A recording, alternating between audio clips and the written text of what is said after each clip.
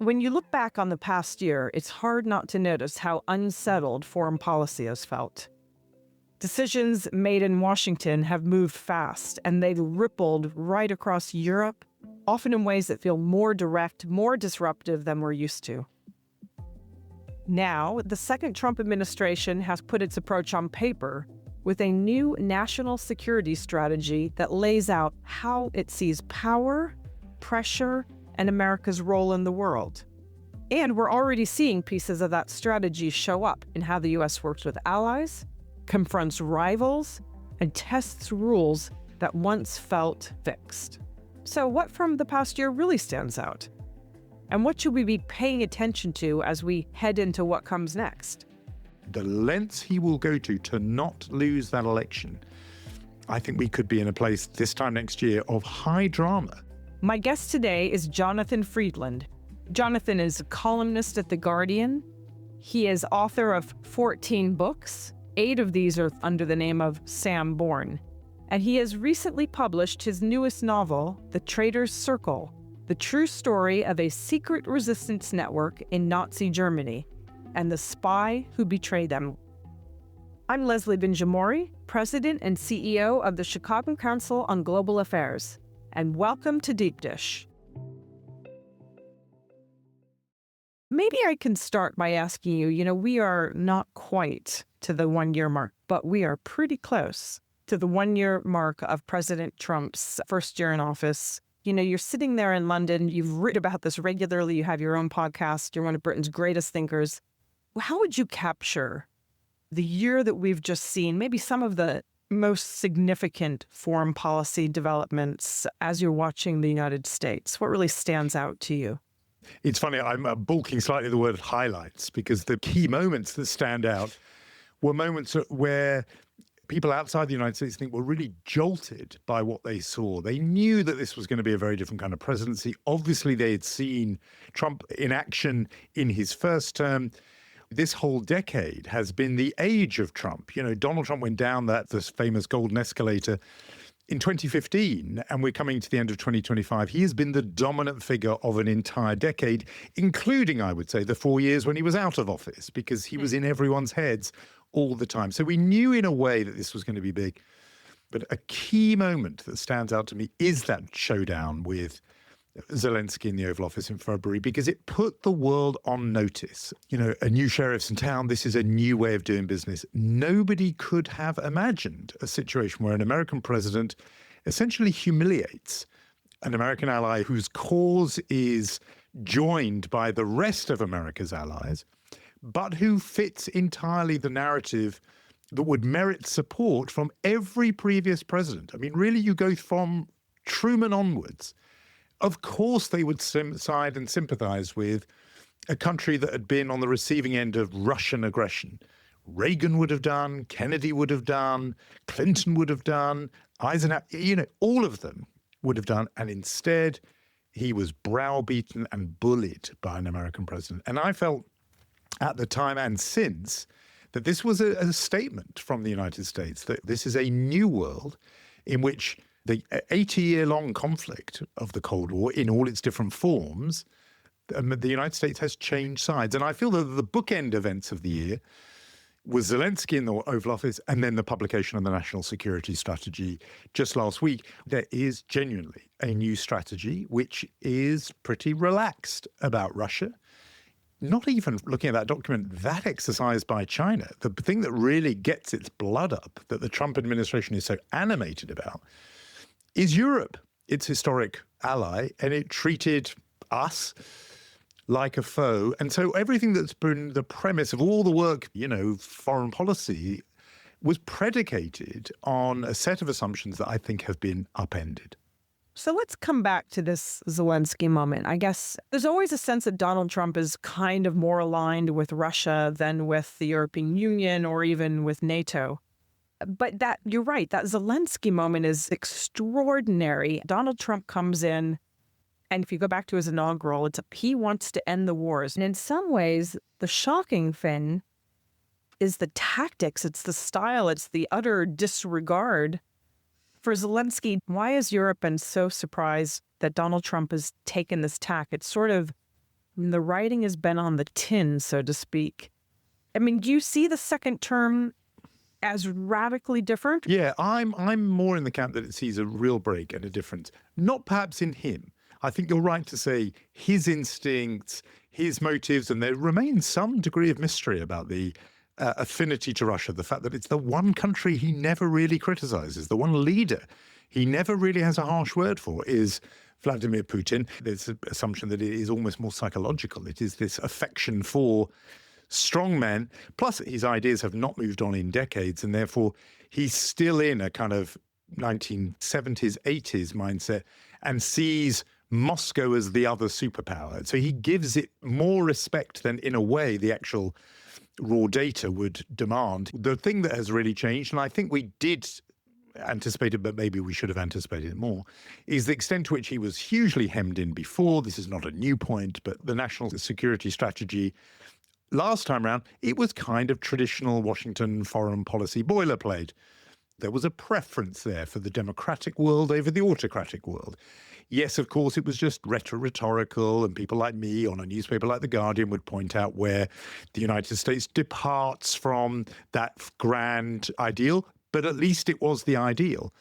Then comes the second term, this new document, and it's Trump unbound. He's no longer hemmed in by the adults in the room or the foreign policy establishment who make him write in a document what he would never say in a speech.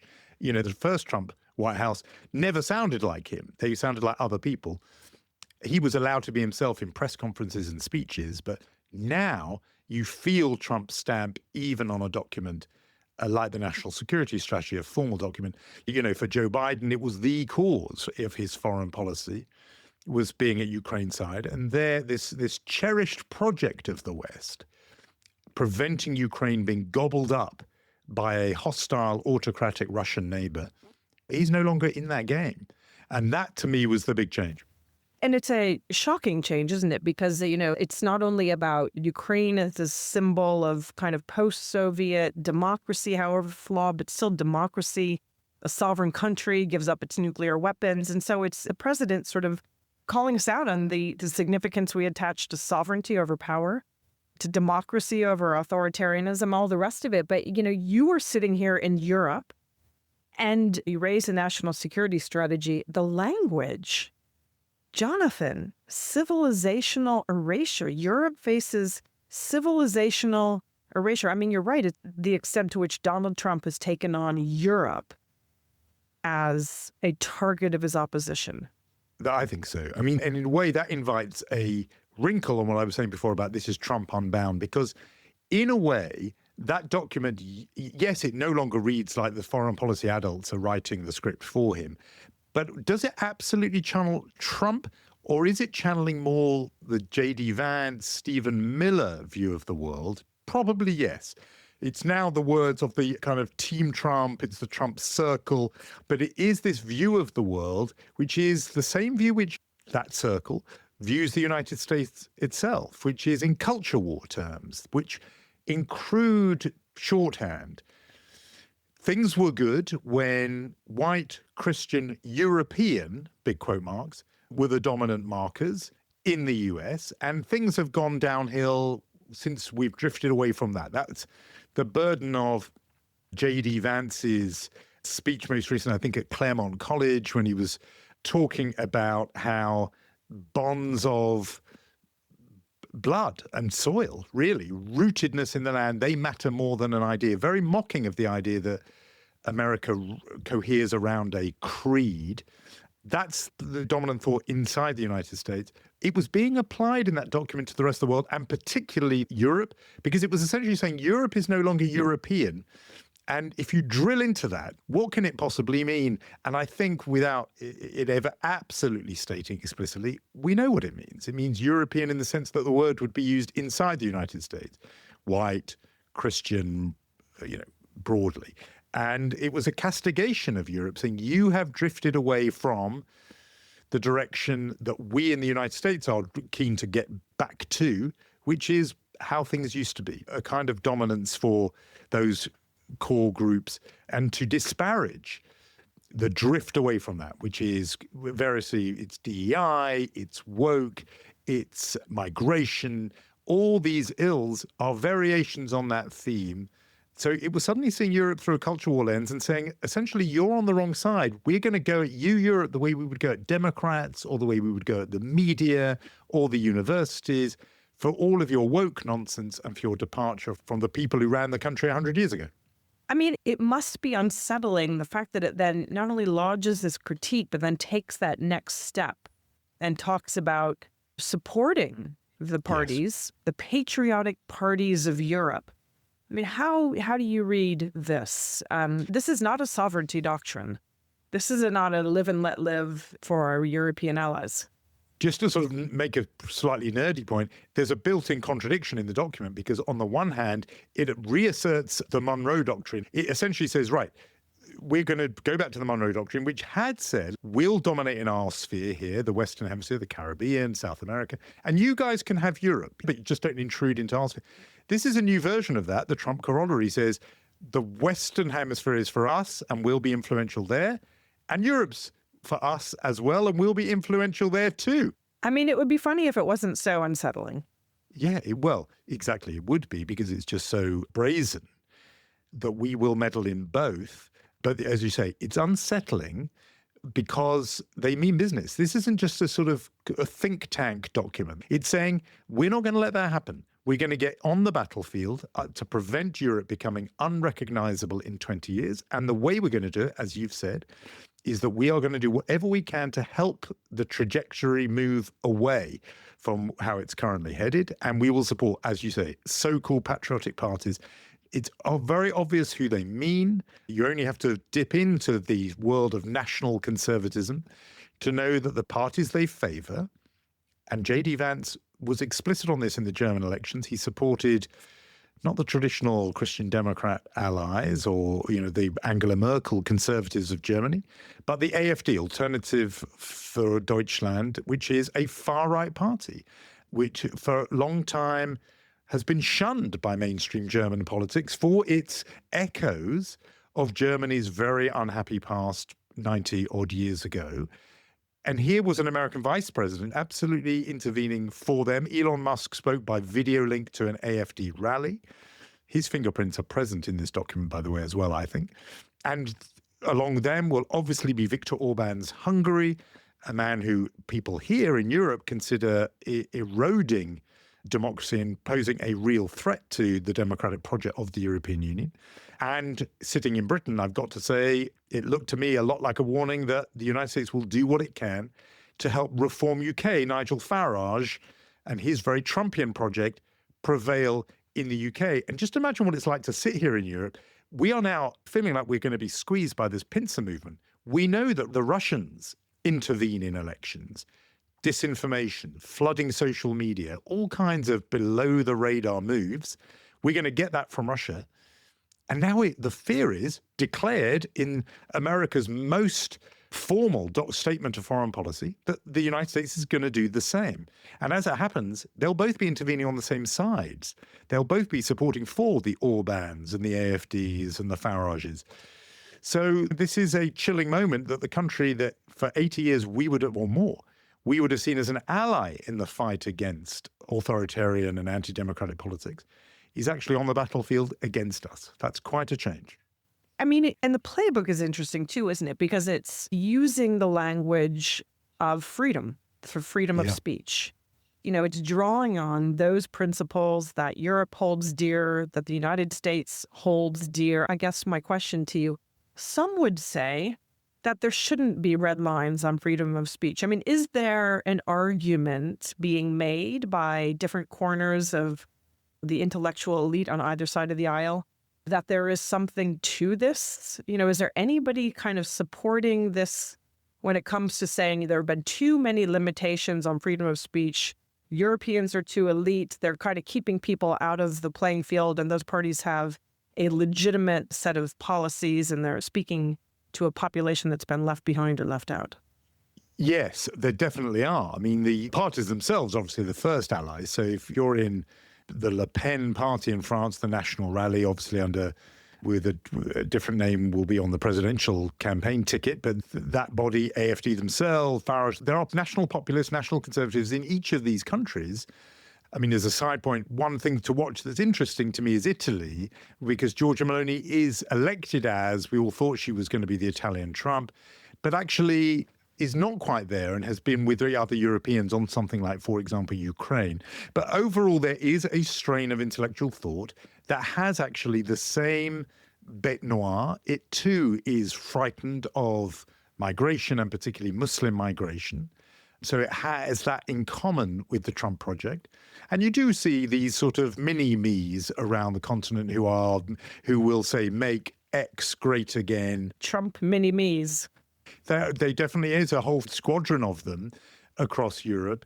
And then there is obviously a whole layer of intellectual life, but also particularly in the press, who are very sympathetic to this. So the newspapers like, the Mail, the Telegraph, there are people in the Spectator who are very drawn to all this stuff, who do believe that there has been civilizational decline. You think of somebody like Douglas Murray, and it's about the slow death of Europe. There are takers for this view that Europe has become less European. It doesn't matter if there are black Europeans who are third or fourth generation. That's not what they mean. And who think, great, we've got the Americans as an ally in our domestic project of combating that change. The other reason why, the other echo of support is for this point, which is the document is most scathing not about Europe, but about the European Union. So Christopher Caldwell, he wrote an interesting op-ed for the New York Times saying, Trump is not against Europe, he likes Europe, his issue is the European Union. And there again, there are lots of, political parties, European intellectuals and others who have grievance with Brussels and do believe, are very open to that message, that the bureaucracy has got out in front of democracy, that it is a kind of deep state argument, that the commission in Brussels is analogous to the feared deep state in Washington, and therefore our fight is the same as Vance or Trump's fight. There are takers for that view, even though I would say, the entire European Commission bureaucracy is smaller than the city of Birmingham, England, in terms of its payroll, and that actually it can only do what the European national governments want it to do, that we actually already are in a Europe of nation states, but that Europe can achieve things when it combines together. That's the basic argument that I was on the losing side of in 2016 with the Brexit referendum, but I think it still stands. I guess you've made the point, and it's an important one, that Donald Trump has really had a singular, both in term one and term two, a singular antipathy towards the European Union. And the sort of conventional wisdom was that Prime Minister Starmer was managing the Trump moment tremendously well, that he really kind of shored up European support, that he brought Donald Trump's level down. But just recently, it looks like maybe this is starting to change. The U.S. is pulling back on the trade deal that's been agreed. Is the UK going to be able to maintain this sort of sweet spot with the US, bridging its relationship with Europe and with Donald Trump? Or is it now going to come under the chopping block? And, can you tell us a little bit about what has happened? What's going on? What's suddenly gone wrong? Well, the initial promise of Keir Starmer was, look, I may not be able to do this, this, and this, but one thing no one can deny is that I have managed to stay on the right side of Donald Trump. That one of the very first trade deals was with the UK. The Trump administration signed that trade deal. We were hit with tariffs like everyone else, but the theme, the sort of common thread was that the blow would be softened for Britain. And people gave high marks to Keir Starmer somehow for just getting on Donald Trump's good side. How? Two things, I think. One, Trump likes a winner, and Keir Starmer arrived in office with a huge landslide win. He's got 400 plus seats in the House of Commons, and Trump likes that. And it's part of his strongman thing. He thought, okay, this guy's a big winner. He's going to be around for 5 years. My kind of guy. We saw it, the same way with Zoran Mamdani the other day. He's just, election winners are his thing. But the other thing was this slightly pathetic thing that Starmer pulls out of his pocket, this invitation for a royal state visit. And Trump loves that stuff. And I saw just a few hours before you and I are talking now, I saw somebody say, obviously with their British tongue very firmly in their cheek, can we have a state visit every 3 months? Is that, is that what we're going to have to do to keep Donald Trump liking us? Do we have to get him here for a ride in a sort of golden carriage in London or Windsor every 6 weeks, 12 weeks? Because otherwise he's going to turn on us. And that was prompted by the fact that this big tech deal, that 30 billion plus, is apparently on ice, that we're back to being treated like everyone else. And there were doom merchants like me were saying at the time, a promise from Donald Trump is not worth the paper it either is or isn't written on, because he is so mercurial, he is so fickle, he changes his mind. And, a big issue here is that the consensus more and more in terms of polling is that Britain leaving the European Union was a mistake, that Brexit was a mistake, and that we need to somehow get closer.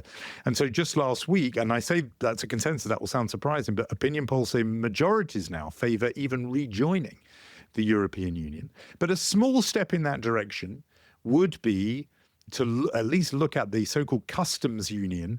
These are ways of being closer to Europe without being actually a member of the European Union. Keir Starmer ruled it out just last week. And what was his reason for ruling it out? Because we've got this great deal with the United States and we mustn't unravel it. Shocking, given the percentage of trade that Britain has with the European Union. 100% my view exactly, but double shocking when Trump himself is saying, guess what, that big deal that you're sacrificing everything to preserve, it's on ice.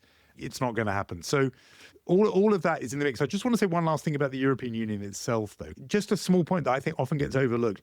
All that cultural stuff, J.D. Vance, civilizational erasure, high-minded things about Europe. A few days before the National Security Strategy was released, the European Union slapped Elon Musk with a €120 million fine for the way that the X platform operates. They said a couple of the things were, quote, deceptive, wasn't full transparency. The minute that happened, really within hours, a whole lot of senior Trump officials, the Deputy Secretary of State, later Marco Rubio, hit hard at the European Union, dressing it up in lofty terms about culture and civilization and so on. But really, the European Union is the one body in the world powerful enough, with enough economic muscle, to make life difficult for those tech companies, for those tech giants. Of course they want 27 European individual states whose power will be weaker. They want to divide and conquer. So often put aside all the grand rhetoric and just think, follow the money. Is there a reason why perhaps Trump and his circle really dislike the European Union? And maybe that reason is it's the one thing in the world that they can't control and dominate. That's right. And they dressed it up as this is bad for Europe. Not enough growth, not enough productivity, Right. Don't have the big tech companies. Jonathan, I have to bring you back to the United States.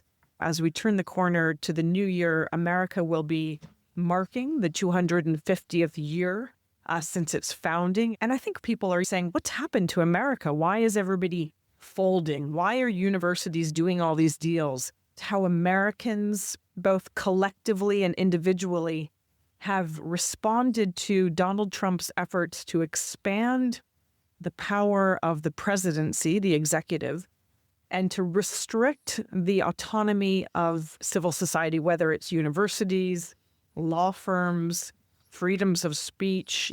What are your reactions to the last nearly 12 months of Donald Trump's pretty intense crackdown on civil society?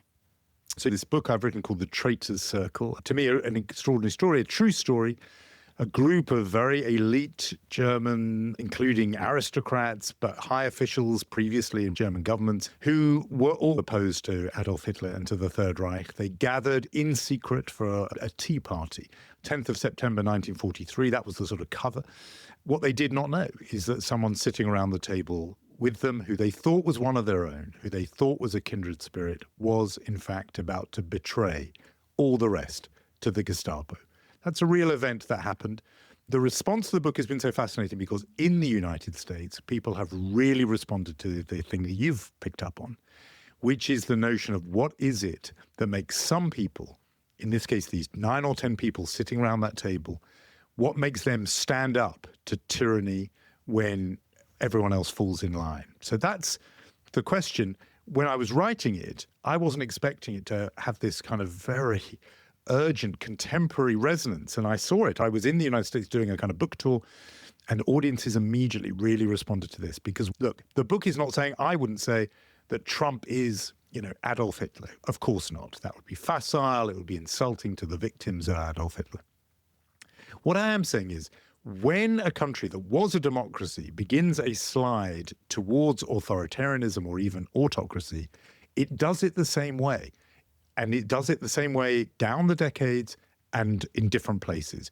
The common element is that the democratically installed leader sets about removing one by one, or at least weakening, those elements of society which might act as a check or restraint or curb on his power. And so you've name-checked a whole lot of them. It might be the courts. It therefore will include the lawyers. That's why that move for the law firms was so revealing.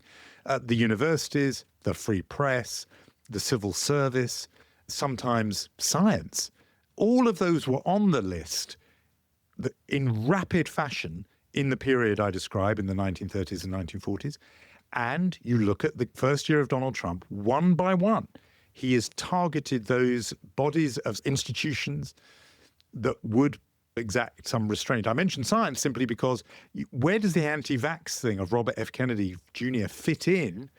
It fits in because if people trust their doctors, then that's something that's separate from and out of the control of the president. He wants himself to be the only source of truth and information.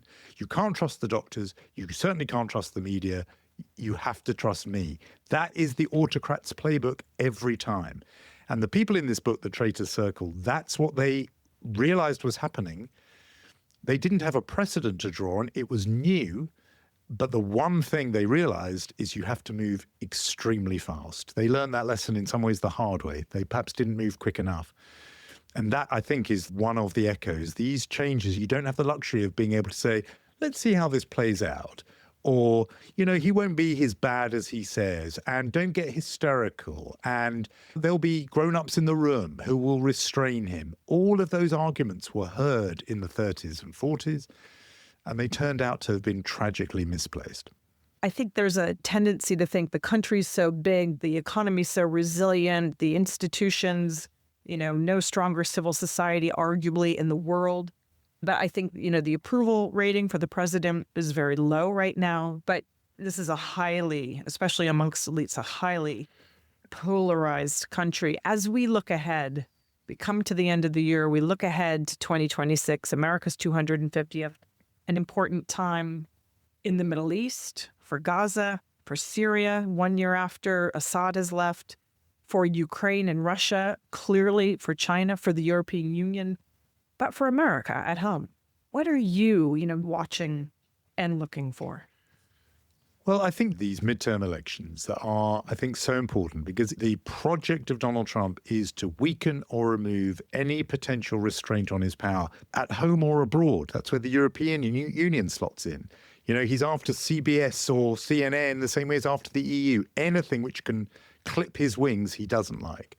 If I'm right about that, that's the animating logic of the Trump administration, then the ultimate block or restraint or curb would be a House of Representatives in the hands of the Democrats. Suddenly, powers of scrutiny, the ability to block legislation, the ultimate power of impeachment, all of those things would be out of his hands. Until now, he's had a free ride. Republicans controlling the House, the Senate, conservatives controlling the Supreme Court to an extraordinary degree. That would all change if he loses. And that's why he has no intention of losing.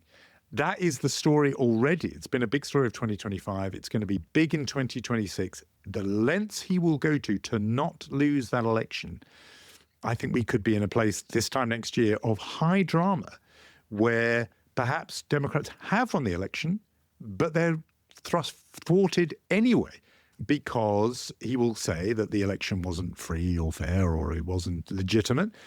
And he'll demand that the elections are thrown over to the state legislatures, which, wouldn't you know it, are controlled by Republicans. I don't know. These things are possible. They're conceivable. They wouldn't have been conceivable in a different era, but we're in the Trump era now, and everything is conceivable. That was award-winning journalist Jonathan Freedland. Thanks so much for listening. Happy holidays, and we'll be back with a new episode next year.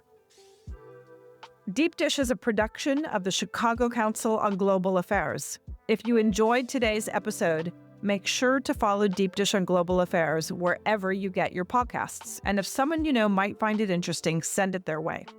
As a reminder, the opinions you heard belong to the people who expressed them and not to the Chicago Council on Global Affairs. This episode is produced by Tria Raimundo and Jessica Brzeski, with support from Marty O'Connell and Lizzie Sokolich. Thank you for listening.